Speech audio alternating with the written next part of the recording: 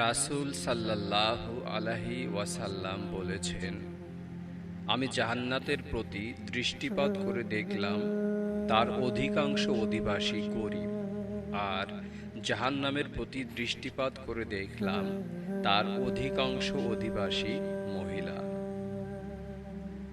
জাহান্নামী নারীদের কিছু বৈশিষ্ট্য।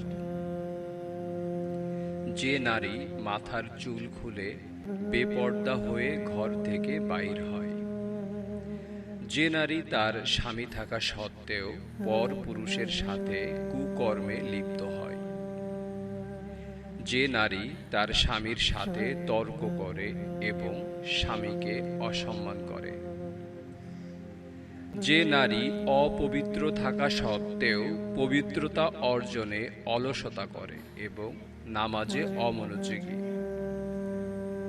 যে নারী মিথ্যা কথা বলে এবং গীবত গায়, ওই নারী যে অন্যের সুখ দেখে হিংসা করে এবং অহংকার করে।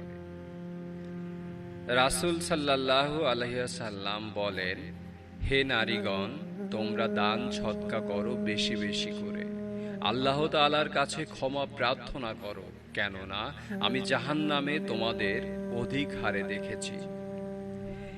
এ কথা শোনার পর উপস্থিত মহিলাদের মধ্য থেকে একজন, যার নাম ছিল জাজলা, প্রশ্ন করল, ইয়া রাসূলুল্লাহ, আমাদের কেন এই অবস্থা?